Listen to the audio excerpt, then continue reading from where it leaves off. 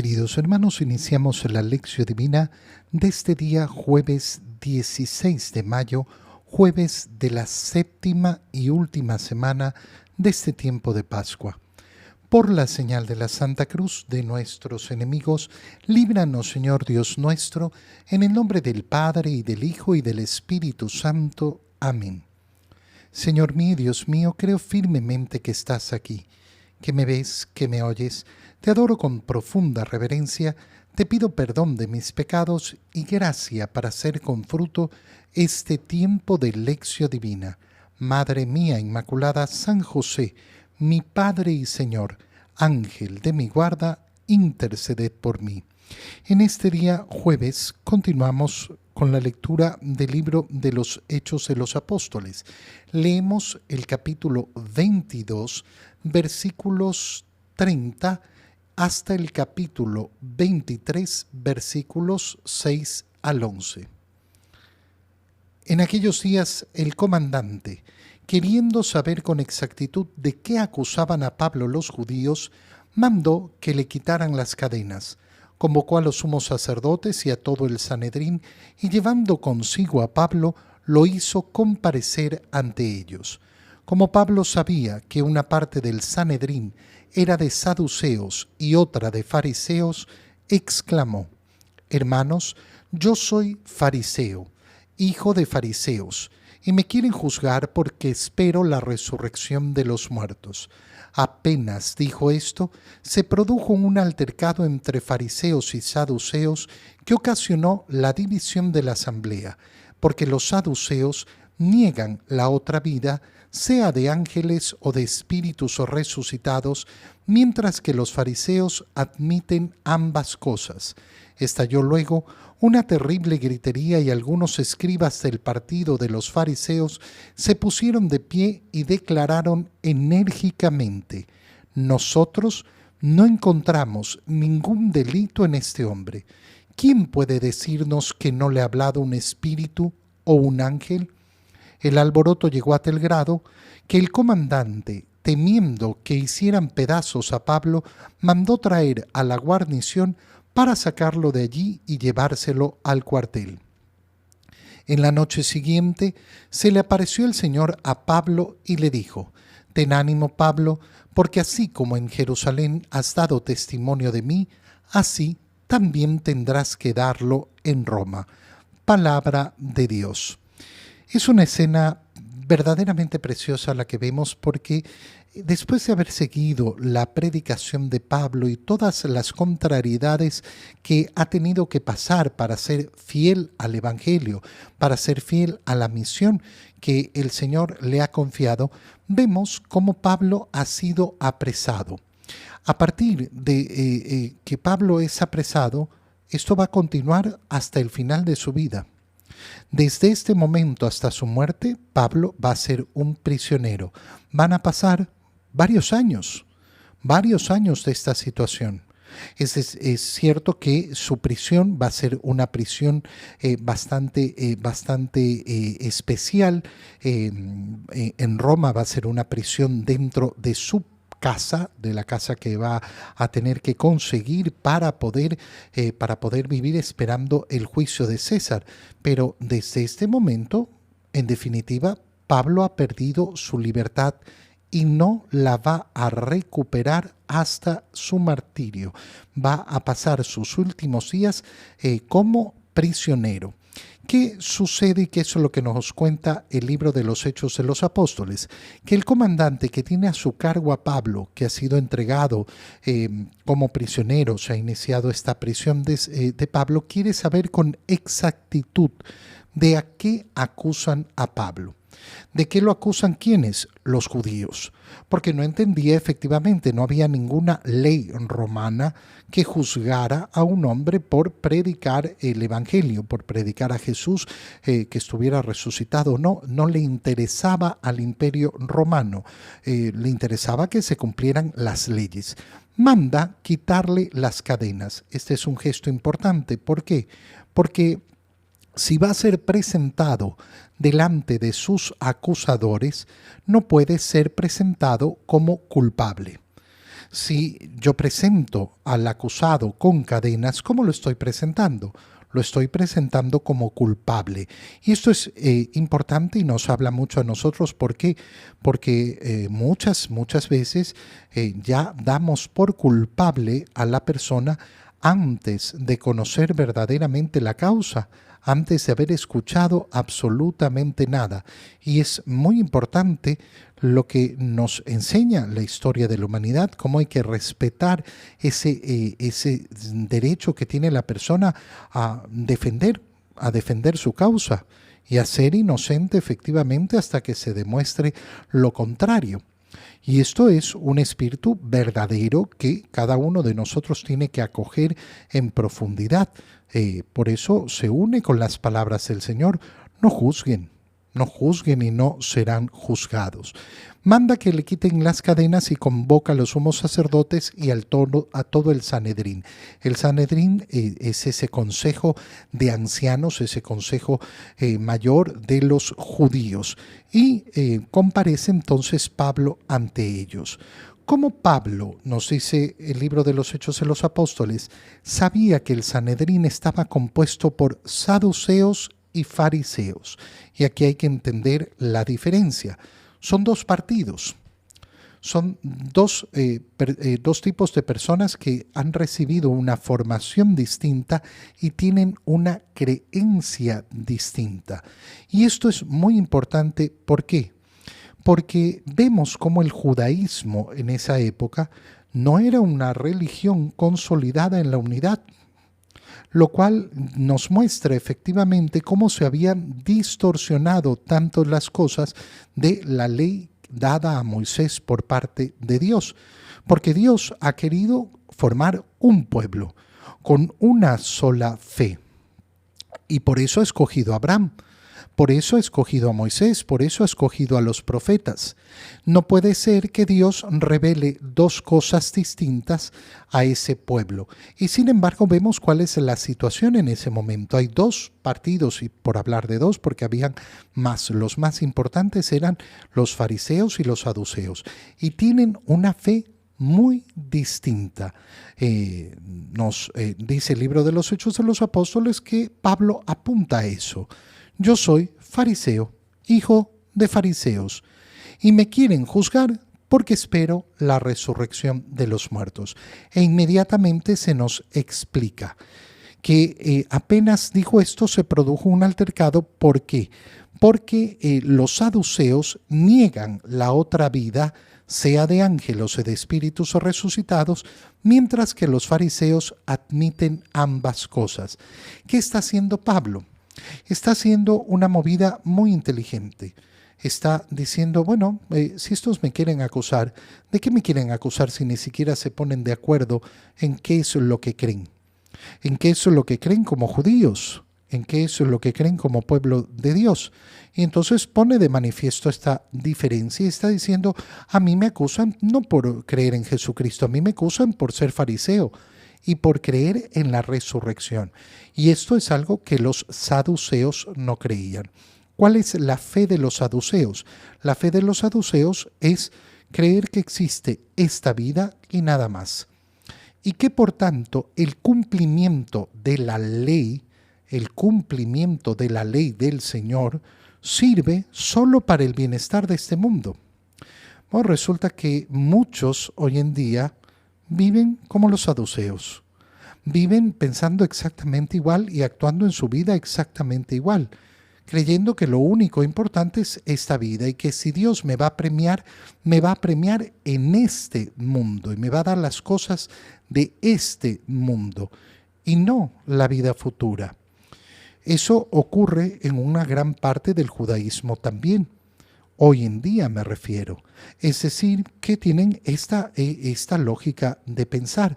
No piensan en la vida futura, sino en esta vida, en este mundo. Y si yo cumplo la ley de Dios, entonces voy a ser favorecido. Pero si me va mal en este mundo es porque no he sido fiel al Señor, no he cumplido lo que el Señor me había pedido.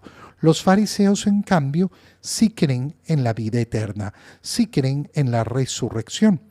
De hecho, el desarrollo de esta fe en la resurrección es de los últimos siglos antes de Jesucristo dentro del pueblo de Israel. Y es la fe que va a tener Jesús, es la que va a proclamar. Y de hecho, toda la predicación del Evangelio se va a basar justamente en esto.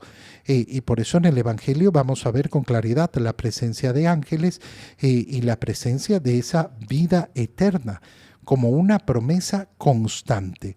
Estalló entonces una gritería terrible entre unos y otros. Los fariseos dicen: nosotros no encontramos ningún delito en este hombre. ¿Quién puede decirnos que no ha hablado con un espíritu o un ángel? Y llega a tal el alboroto que el comandante, temiendo que hicieran pedazos a Pablo, lo retiró, de tal manera que no llegó a nada este proceso. La noche siguiente se le aparece el Señor a Pablo y le dice: ten ánimo, así como en Jerusalén has dado testimonio de mí, así también lo darás en Roma. ¿Qué le anuncia el Señor a Pablo? Que tiene que ir a Roma y que tiene que dar testimonio de él. ¿Cómo va a dar Pablo testimonio de Jesús? Bueno, a través de la predicación, pero sobre todo va a dar el testimonio máximo a través del martirio, de morir en el nombre del Señor. En el Evangelio, leemos el Evangelio de San Juan, capítulo 17, versículos 20 al 26. En aquel tiempo Jesús levantó los ojos al cielo y dijo: Padre, no solo te pido por mis discípulos, sino también por los que van a creer en mí, por la palabra de ellos, para que todos sean uno, como tú, Padre, en mí y yo en ti somos uno, a fin de que sean uno en nosotros y el mundo crea que tú me has enviado. Yo les he dado la gloria que tú me diste, para que sean uno, como nosotros somos uno, yo en ellos y tú en mí, para que su unidad sea perfecta y así el mundo conozca que tú me has enviado y que los amas como me amas a mí. Padre, quiero que donde yo esté, estén también conmigo los que me has dado, para que contemplen mi gloria, la que me diste, porque me has amado desde antes de la creación del mundo. Padre justo, el mundo no te ha conocido, pero yo sí te conozco, y estos han conocido que tú me enviaste. Yo les he dado a conocer tu nombre y se lo seguiré dando a conocer, para que el amor con que me amas esté en ellos y yo también en ellos. Palabra del Señor. Recordar que seguimos en esa oración sacerdotal de Jesús durante la última cena, que nos presenta solamente el Evangelio de San Juan. El Evangelio de San Juan no nos presenta la narración de la última cena, no nos presenta los pormenores de la última cena, ni siquiera nos presenta la institución de la Eucaristía. El Evangelio de San Juan lo que hace es darnos ese capítulo 6 donde nos explica la profundidad de la Eucaristía, pero no habla de ese momento de la institución porque ya existen los otros evangelios y San Juan prefiere dedicarse a aquello que los otros evangelios no han tratado. Y trata entonces, nos pone en conocimiento esta oración sacerdotal que es importantísima dentro del contexto de la última cena, porque entonces entendemos que en la última cena lo que ha hecho Jesús principalmente es orar. Por eso cuando hablamos de la misa, que es ese sacrificio de Cristo en la cruz, del cual nosotros participamos como memorial a través de la misa, ¿qué es la oración de ofrenda que hace Jesús al Padre, en la cual nosotros nos insertamos, de la cual participamos? ¿Y cómo participamos? En oración. Por eso el tiempo de misa es tiempo de oración. Entonces nos recuerda hoy día cómo inicia esa oración sacerdotal. Jesús levanta los ojos al cielo, está en oración. Hemos escuchado el día de ayer cómo pedía en primer lugar: Padre, que ellos sean uno como nosotros. Y fíjate cómo va a repetir una y otra vez la idea de la unidad a lo largo del Evangelio que acabamos de leer, a lo largo de este pedazo. Padre, no solo te pido por mis discípulos, sino también por los que van a creer en mí por la palabra de ellos. Fíjate cómo tú y yo entramos en esa oración sacerdotal del Señor. Por aquellos que van a creer, por la acción de ellos. No solo te pido por mis discípulos, sino por aquellos que van a creer, por la acción de ellos. Esa fe apostólica que tenemos. ¿Por qué? Porque hemos creído en el testimonio de los apóstoles. Y el Señor Jesús sabe perfectamente que vamos a estar tú y yo. Y pide también por nosotros, es decir, todo lo que ha pedido por esos discípulos lo está pidiendo también por nosotros. ¿Para qué? Para que todos sean uno. Es decir, que el tema de la unidad no es solamente para que se mantengan unidos los 12 o los 11 en este momento. No es solo para que se mantengan unidos los obispos. No, es para que todos los discípulos se mantengan unidos. Para que todos tengan una sola fe. Para que todos sean uno como tu Padre en mí y yo en ti somos uno, a fin de que sean uno en nosotros. No es uno simplemente entre nosotros, sino uno con el Señor, uno con Dios, y el mundo crea. Fíjate entonces cómo la unidad de la Iglesia, la unidad de la fe, se vuelve aquel testimonio por el cual el mundo va a creer que Jesucristo es el enviado de Dios. Nosotros que somos llamados a dar testimonio de Jesucristo, bueno, ¿cómo lo vamos a dar en primer lugar? Manteniendo la unidad de la Iglesia, manteniéndonos firmes en una sola fe, no alterando, como veíamos ayer, esa doctrina, no cayendo en doctrinas perversas. Yo les he dado la gloria que tú me diste.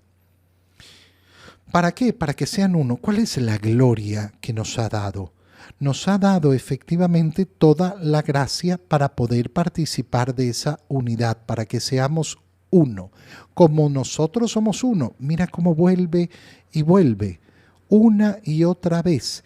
Nadie puede dar testimonio de ese Dios que es uno y trino, si no persevera en la unidad de los discípulos de ese que fue enviado por el Padre. Yo en ellos y tú en mí. Yo en ellos y tú en mí, para que su unidad sea perfecta. ¿A qué nos invita entonces el Señor? ¿Por qué está clamando el Señor? No solo para que mantengamos la unidad de la fe entre nosotros, sino que tengamos una unidad perfecta con Él. Por eso siempre hay que insistir. ¿De qué se trata el cristianismo? De una relación personal con Jesús.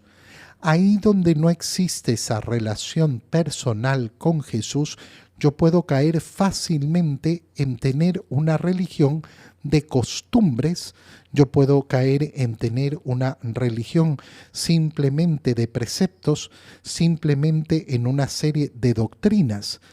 Todas ellas son muy importantes. Lógico, yo tengo una fe basada en una doctrina y no la cambio. Pero resulta que esa vivencia de Cristo es la experiencia de esa relación personal con Él. Como tengo una relación personal con Él, creo en su palabra. Y por eso es que tengo que conocer su doctrina. Nadie puede decir que tiene una relación personal con Jesús cuando cree lo que le da la gana y no lo que Él ha dicho, no lo que Él ha revelado. No. Yo creo en lo que Él me ha dicho. Yo en ellos y tú en mí, para que su unidad sea perfecta. Y así el mundo conozca que tú me has enviado y que los amas como me amas a mí. Quiero que donde yo esté, estén también conmigo los que me has dado, para que contemplen la gloria que me diste. Fíjate qué palabras más bonitas para decirnos, yo lo que quiero brindarles es la misma gloria que he tenido siempre. La invitación, ¿a qué? A participar de la gloria de Dios. Esa es la invitación que nos hace el Señor. El mundo no te ha conocido, yo te conozco. Y ellos han conocido por mí tu nombre. Y yo les he dado a conocer tu nombre y se lo seguiré dando a conocer. ¿Para qué?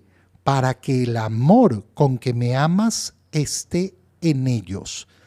Para que el amor con que me amas esté en ellos y yo también esté en ellos. Es decir, en perfecta unidad con el Señor. Qué bonito elevar entonces nuestra oración en el día de hoy y decirle al Señor, Señor, a mí lo que me interesa es ser uno contigo. Uno contigo y a través de ti con el Padre. Pero para ser uno contigo, ¿qué tengo que hacer? Ser uno con mis hermanos en la iglesia. Te doy gracias, Dios mío, por los buenos propósitos, afectos e inspiraciones que me has comunicado en este tiempo de lección divina. Te pido ayuda para ponerlos por obra. Madre mía Inmaculada, San José, mi Padre y Señor, Ángel de mi guarda, interceded por mí. María, Madre de la Iglesia, ruega por nosotros. Queridos hermanos, reciban mi bendición en este día, en el nombre del Padre, y del Hijo, y del Espíritu Santo. Amén. Que tengan todos un muy feliz día.